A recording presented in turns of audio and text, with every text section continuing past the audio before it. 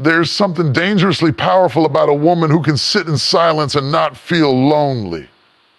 She's not desperate for the noise of the crowd, nor does she need validation from the outside to confirm what God already whispered on the inside. A woman who chooses solitude over superficiality is not empty. She's full of vision, full of strength, full of discernment, full of purpose. Others are chasing popularity. She's chasing presence. While others are scrolling, she's studying. While others are dancing for attention, she's marching in alignment. This is not a woman who breaks down every time someone walks away.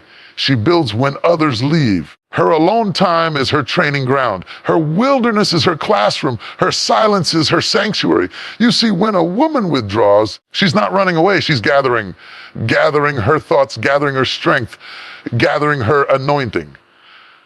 When she disappears for a season, don't assume defeat. She's not lost, she's loading. When she's silent, don't mistake it for submission to circumstance. It's submission to something higher. She knows her source. She knows her God. And because she knows him, she knows herself. When life tried to bury her, she didn't suffocate. She germinated. You thought it was over, but God was doing an inside job, refining her, defining her. She doesn't rise with bitterness. She rises with clarity. A woman who spends time alone is not just protecting her peace, she's perfecting her power. She doesn't need attention, she commands it. Not with volume, with value. Not with noise, but with notice. She walks into a room and doesn't need to be announced.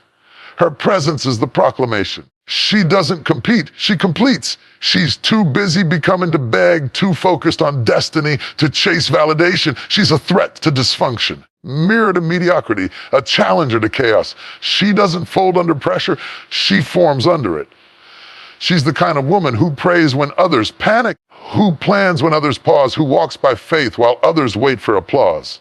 And when she emerges from her time alone, don't expect the same woman you once knew. She will be wiser, stronger, quieter, yes, but with a voice that shakes foundations. Woman who spends time alone isn't hiding.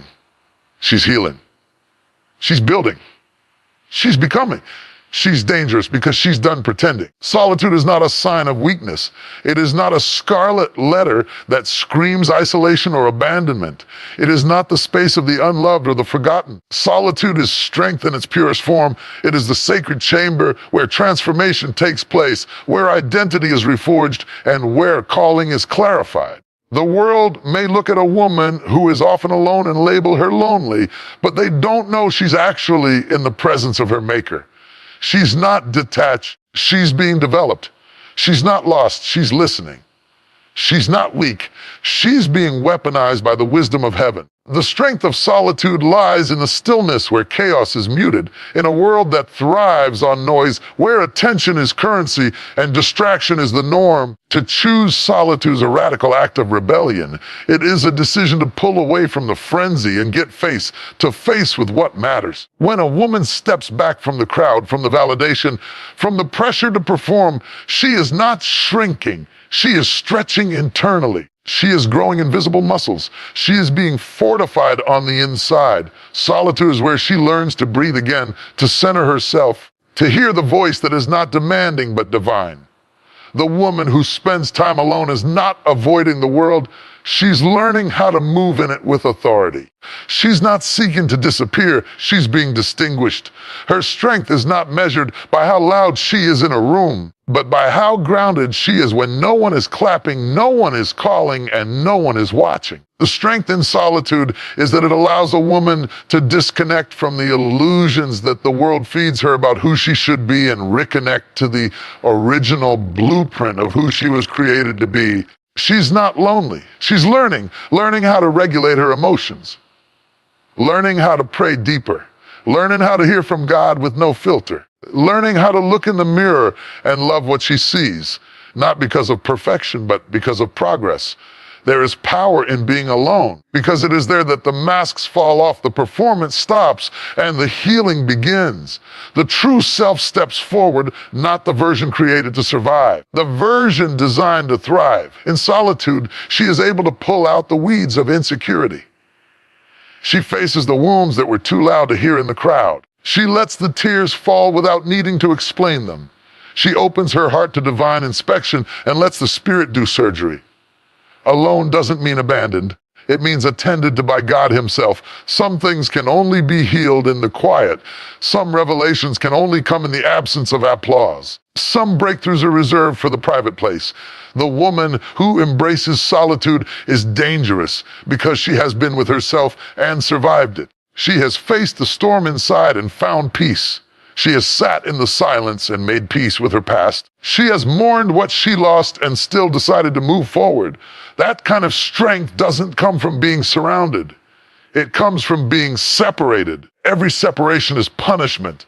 Sometimes it is preparation. God pulls people away from you to pull you closer to Him. He allows the silence not to scare you, to strip you of the lies, the labels, the pressure, the performance. When a woman learns to be okay by herself, she becomes unshakable. She stops tolerating mistreatment just to feel included. She stops shrinking to fit rooms that can't hold her capacity. She stops begging for access because she understands she carries value. Solitude taught her how to be alone without feeling empty. It showed her that she is never truly alone because the presence of God is not found in the crowd, but in the secret place, the closet, the prayer room, the journal, the moments where it's just her, the stillness, and the Spirit of the living God. And while others waste energy chasing people, she chases purpose. While others exhaust themselves pleasing everyone, she pleases the one who formed her. While others rely on likes, comments, and praise to feel seen, she rests in the assurance that heaven already sees her. That's a dangerous woman. That's a woman who doesn't panic when people leave. That's a woman who doesn't crumble when seasons shift. That's a woman who doesn't collapse when critics speak, because she knows the truth about herself, because she found it in solitude. Strength is not always loud. Sometimes strength whispers. Sometimes strength sits. Sometimes strength is quiet obedience when no one is watching. Solitude teaches her how to walk with integrity, to build when no one's clapping, to stay faithful when nothing's changing. It shapes her into a woman who can carry weight without making noise, who can endure suffering without seeking pity, who can pray in pain and still praise in private. She doesn't need a crowd to feel confident. She found confidence in the cave. This woman is forged like steel in the furnace of solitude. You don't see the process, but you will see the results. When she comes out of hiding, she will not be the same. She will speak and shift atmospheres. She will walk into rooms and carry peace like a weapon. She will not be moved by flattery or offended by rejection. She has been through too much in silence to be shaken by shallow words. She doesn't perform anymore. She embodies. She doesn't chase anymore. She attracts. She doesn't impress anymore. She impacts. That's the strength of solitude. It's not flashy, but it is foundational. It's not glamorous, but it's glorious. It's not celebrated by many. It is honored by heaven. God meets her there, builds her there, transforms her there, and when the time comes, sends her from there. Not as she was, as He's made her. There comes a time in every life where the crowd fades, the applause silences, the friendships thin out. All you're left with is stillness, emptiness, perhaps, or so it seems. But let me tell you something, that stillness is not empty. That silence is not meaningless. That isolation is not punishment. No, isolation is preparation, and it is in that sacred separation that revelation is born. You don't find your identity in the noise. You don't discover destiny while distracted. You don't hear divine instructions while clinging to comfort. It is in isolation that clarity comes, that identity is reshaped, that heaven downloads wisdom and God whispers the blueprint for the next level. Everything is stripped away and all that remains is you and God. What's real is revealed and what's not burns away. There's a birthing that happens in isolation, but not like the world births. This is not the birthing of ambition. It is the birthing of vision. This is not the manufacturing of image. It's the revelation of truth. And the truth is this: you can't walk in power until you've sat in stillness. You can't lead in public until you've been developed in private. You can't carry a mantle if you've never been crushed in the quiet. The wilderness is where prophets are formed. The cave is where kings are refined. The prison is where purpose is proven. And the desert, yes, the dry, dusty, lonely desert is where God speaks without interruption. He draws you away, not to destroy you, but to distinguish you. He separates not to break you, to build you. He hides you to hone you. Because when revelation is ready to come forth, it does not shout, it whispers. And you cannot hear a whisper if your ears are tuned to the applause of the world. When you feel alone, I challenge you to love enough and care enough, because people left. It's because God is pulling you inward. It's not that you're abandoned. It's that you're being awakened. And awakening often requires everything else to fall silent. Why? Because some revelations are too sacred to be shouted in crowds. They are too holy to be heard through static. They can only be delivered in the stillness when your soul is quiet enough to listen and your heart is raw enough to receive. There are things you will never see until you're alone. People may walk with you through celebration, but only God walks with you through consecration. People will cheer your eyes, but only the Holy Spirit will steward your breaking. And in that breaking, truth is birthed. In that separation, new sight is given. In that isolation, something is revealed that can't be found in books or sermons or conferences, only in solitude. It was in the backside of the mountain where Moses encountered the burning bush, alone. It was in the belly of the whale where Jonah was corrected and commissioned, alone. It was in the prison where Joseph's dreams matured and his character was proven, alone. And it was in the wilderness where Jesus, yes, Jesus himself was tested, strengthened, and prepared for public ministry. He was not surrounded. He was isolated. From that isolation came unstoppable revelation. See, isolation doesn't only test what's around you. It tests what's within you. It shows you what's real about you. It exposes what you're carrying. It reveals whether your confidence was in the crowd or in the Christ, whether your joy came from affirmation or from intimacy, whether your vision was hype-driven or heaven-given.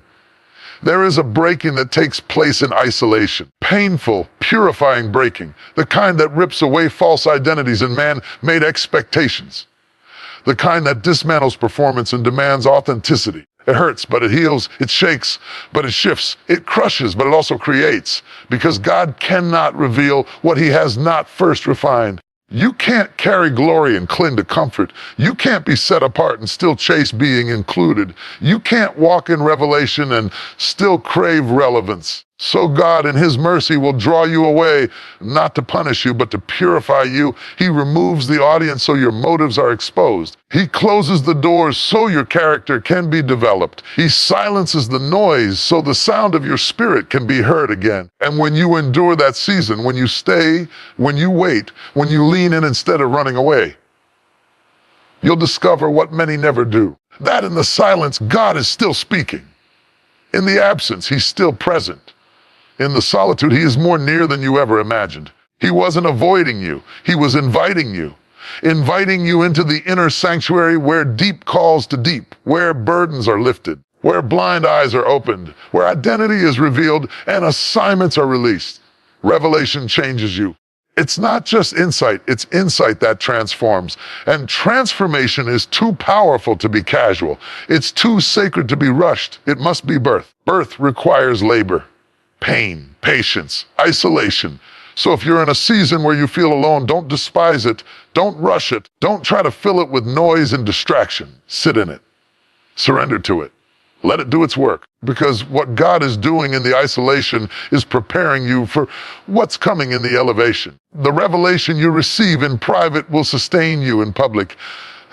The truth he whispers in the shadows will guide you in the spotlight. The power he deposits in your secret place will uphold you in your open place. But none of that comes without separation. None of that comes without being still, being hidden, being alone. That's why isolation births revelation, because it empties you of the unnecessary so you can be filled with the undeniable. It silences the world so you can hear heaven. It removes the mirrors so you can see your maker. It detaches you from everything that's artificial so you can connect with everything that's authentic. When that happens, when you rise from that isolation carrying a word from the throne room of vision from eternity, fire that was not man-made, you will walk in a way that shakes hell and brings heaven to earth. Because you're not just walking with knowledge. You're walking with revelation, so embrace the isolation. Let it birth in you something sacred, something eternal, something unstoppable. You may be hidden now. What's forming in the dark will shine like the sun in the right time. She's not loud. She doesn't need to raise her voice to raise the standard. She's not everywhere, but her presence is undeniable. She doesn't demand attention. She commands it simply by walking in alignment. There's something different about her. It's not the way she dresses. It's not the way she talks. It's not her popularity or her position. It's the oil on her life. It's the fire in her belly. It's the stillness in her spirit and the storm in her walk. She is not easily moved. She is not easily broken. She is not easily impressed because she didn't come to fit in.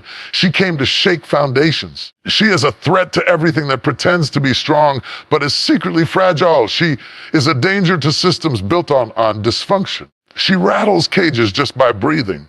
She walks into rooms where chaos used to reign and suddenly everything feels unsettled. Not because she caused confusion, because she carried order. She's not confrontational, but her life confronts.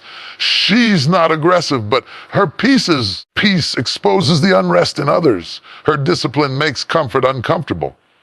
Her integrity makes compromise feel convicted. She doesn't come with noise. She comes with weight. And when she walks, everything that isn't rooted starts to shake. She's a threat to chaos because she carries clarity. She's a threat to confusion because she walks in truth. She's a threat to disorder because her life is built on divine alignment. And let me tell you something. Hell doesn't attack what it isn't afraid of. So if she's been under fire, it's because the enemy saw what she was about to expose. If she's been isolated, it's because her presence disrupts the patterns that keep others bound. She's not just a person. She's a breaker. She breaks cycles. She breaks dysfunction. She breaks traditions that have kept people tied to trauma. People don't always know what to do with her. She doesn't follow the script. She's not easily manipulated. She's not moved by trends. She's not addicted to approval. She has learned how to walk alone without losing her voice. She's learned how to love without losing herself. She's learned how to wait without growing bitter. And that strength, it didn't come cheap. That oil, it was crushed from experience.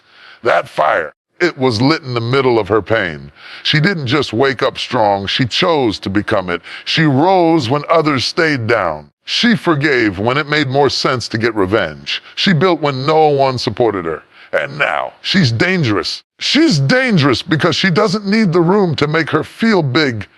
She already knows who she is. She's dangerous because she's no longer seeking permission to take up space. She's dangerous because she's not chasing opportunities. She's cultivating herself to be ready when they come. Comfort zones are afraid of her because she exposes how small they truly are. The status quo is terrified of her because she is the manifestation of what happens when purpose wakes up and refuses to go back to sleep. Her presence pulls people out of complacency. She doesn't even have to say a word. Just the way she carries herself challenges others to rise, to think higher, dream deeper, to heal, to grow, to let go of things that no longer serve their future. Her life is a living rebuke to laziness. Her pursuit of excellence makes mediocrity nervous. She's not trying to make everyone like her. She's trying to make everyone live. And not just breathe, live on purpose. She is a mirror, and when people look at her, they see what they've ignored. Her presence reveals the places people have settled. Her words, even when soft, are like a hammer in the spirit. She doesn't speak to impress. She speaks to impact. She speaks from wounds that have healed. She pours from a cup that's been refilled in the secret place. She doesn't come from ego. She comes from encounters. Encounters with God that changed how she sees herself. Encounters that taught her how to war in prayer. Encounters that taught her how to get low before God so she could rise in the presence of man. Comfort zones crumble around her because she lives a life of stretching. She doesn't believe in stagnation. She doesn't settle for good enough. She pushes herself not because she's striving, but because she's called. She's not chasing perfection. She's chasing obedience. She knows that settling would be easier, but she's not built for ease. She's built for purpose. She's built for nations. She's built for impact. So no, she's not going to make it easy for you to stay the same. Enough. She's not going to watch you self-sabotage and say nothing. She's not going to clap for your comfort when she knows there's a lion in you waiting to roar. Chaos, it can't rest near her. Because she doesn't operate from emotional instability, she operates from spiritual authority. She doesn't need to argue. She doesn't need to explain. She discerns. She sees beyond the surface. She speaks what others are too afraid to say, not because she wants to offend, but because truth is offensive to those who are bound by lies. She knows how to war in the spirit and walk in wisdom at the same time. She doesn't need to curse the storm. She commands it. She doesn't panic when plans shift. She pivots. She's not predictable. She's prophetic, and that's why the enemy hates her. That's why people try to label her, contain her, tame her. But she was never meant to be tamed. She was meant to transform. She is salt. She is light. She is oil and fire. She is a force sent to disturb everything that's been sleeping in the souls of others. When she opens her mouth, dry bones rattle. When she prays, hell trembles. When she moves, atmospheres change. She's a threat, yes, but not because she's arrogant, not because she's rebellious. She's a threat because she's free, and free women are always a threat to systems that were built to keep people bound. So if you see her, don't mistake her silence for passivity.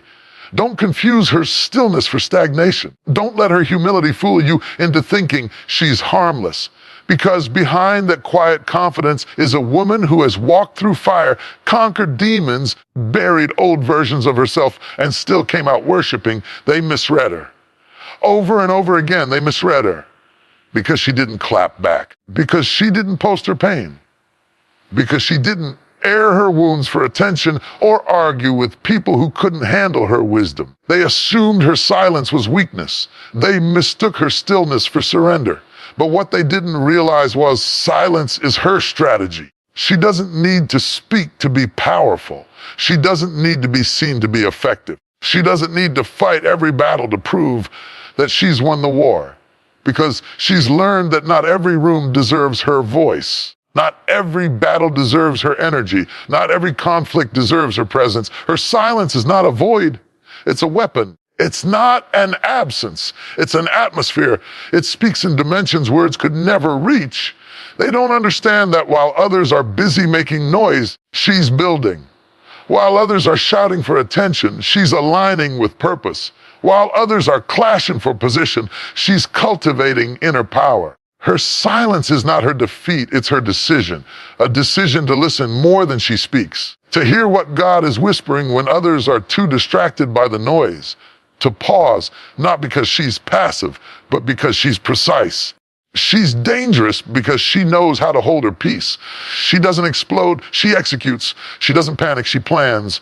She doesn't react, she rises. Because silence, when yielded by a woman of depth, becomes a divine strategy. It protects her from premature exposure. It shields her from being misunderstood by those who only see the surface. It keeps her focused when others are losing themselves in performance. She doesn't tell everyone what she's building.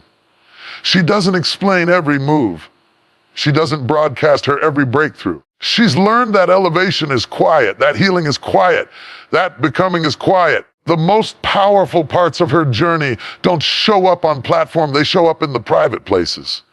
When she's on her knees, when she's crying behind closed doors, when she's reading, fasting, studying, worshiping.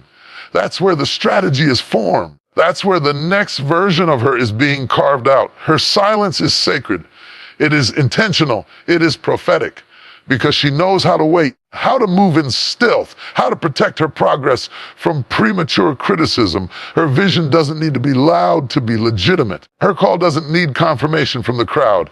She doesn't wait for applause to begin the assignment. She doesn't need validation to obey God. When he says move, she moves. When he says wait, she waits. And when he says speak, she speaks with fire. She's been through enough to know that noise is often a distraction. The enemy loves to bait powerful women into pointless debates, to get her to open her mouth when she should be opening her ears, to get her to react in emotion rather than respond in discernment. But she's grown. She's evolved. She's learned that silence is not silence, it's strategy. They see her sitting quietly and think she's shrinking. She's studying the battlefield. She's watching the patterns. She's observing the shifts. She's listening for divine instructions. When she moves, it's never random. When she speaks, it's never careless. When she acts, it's always rooted in something deeper, something weighty. The natural eye cannot detect. Her silence holds power because it holds her process. It carries her healing. It carries her boundaries, carries her prayers. While others fight to be seen, she fights to be whole. While others race to be known, she hides herself in the secret place. She doesn't fear being overlooked because she knows God never misses a woman who's aligned with his heart. And when the time is right, when the time is right, she will speak. And when she does, chains will break. When she does, direction will come. When she does, what was unclear will snap into focus. Because her silence wasn't empty. It was gathering fire. It was growing power. It was storing revelation. And when she releases it, it will shift atmospheres. She's the kind of woman who doesn't waste words. She doesn't talk to impress. She talks to impart. She doesn't speak to be heard. She speaks to be understood. And when her voice comes forth, it doesn't entertain. It equips. She speaks from the oil that was crushed in the dark seasons. She speaks from the wisdom that came through suffering. She speaks from the spirit, not the ego. And that makes her voice weighty. Her words carry presence. You may never see her coming. She won't announce herself. She won't throw her title in your face. She won't boast about her calling. But her fruit speaks. Her peace speaks. Her consistency speaks. Her silence speaks louder than most people's noise. When others doubted her, she didn't argue, she kept building. When doors closed, she didn't complain, she kept praying.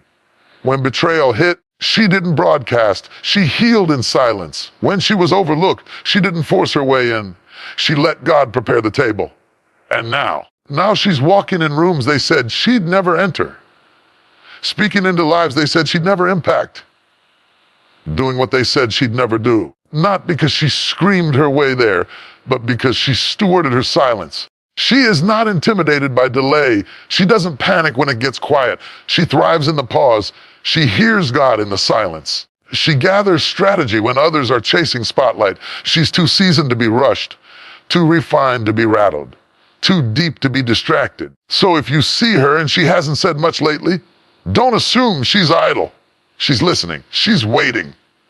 She's watching. And she's ready to move in precision, ready to speak with power, ready to shift what others couldn't even touch, because her silence wasn't passive. It was prophetic. She went in hidden. She went in wounded. She went in weary from the war, tired of pretending, broken in places no one could see. She wasn't the loudest. She wasn't the boldest. She wasn't always noticed or celebrated. But while the world overlooked her, heaven was working on her. While people misread her silence, God was rewriting her story. While the enemy thought he buried her in disappointment and defeat, he didn't know she was planted, not buried. And now she emerges, but not as the woman who walked in. She emerges transformed and empowered. You cannot defeat a woman who met God in the dark. You cannot intimidate a woman who died to the opinions of people. You cannot manipulate a woman who found her identity in the fire and not in flattery. She emerges not because the pain disappeared, but because she was refined by it. Not because the process was easy, but because she stayed in it. Not because she never cried, because she learned how to cry without collapsing. And now she stands not fragile, not fearful, but fully formed. They thought she'd stay broken and care enough. They thought she'd give up. They thought the loss would paralyze her, that the betrayal would steal her voice, that the disappointment would drain her faith. She dug her heels into the ground of grace. She dared to believe in restoration. She allowed God to rewire her patterns and recalibrate her pace. Because of that, she did not emerge as a victim of her circumstances, but as a vessel of power. She emerges with wisdom that can't be Googled, with oil that can't be borrowed, with fire that can't be faked. Her voice isn't just sound, it's strength. Her walk isn't just movement, it's mission. Her life isn't just a story, it's a strategy from heaven. She is not who she used to be. That version of her, the insecure one, the doubting one, the silent one, was buried in the ashes of her process. What rose in her place is a woman of clarity, courage, and divine calling. She emerges not looking for validation, but carrying revelation. She no longer asks, "Do they like me?" She asks, "Am I walking in alignment?" She no longer fears rejection. She recognizes redirection. She doesn't run from the fire anymore. She walks through it with authority because she knows now that fire doesn't destroy the called, it purifies them. She emerges with eyes that see differently, ears tuned to the whispers of God, with hands that build, not beg, with feet that walk in peace, not pressure. She doesn't need to be loud. Presence speaks. Her consistency speaks. Her posture speaks. She doesn't walk with ego. She walks with evidence. Because transformation leaves marks. Empowerment leaves fruit. You don't have to guess if she's changed. You'll know. She emerges with a healed heart, not just bandaged, mended by the master. Her scars tell stories not of shame, but of survival. She's not ashamed of her past anymore. She carries it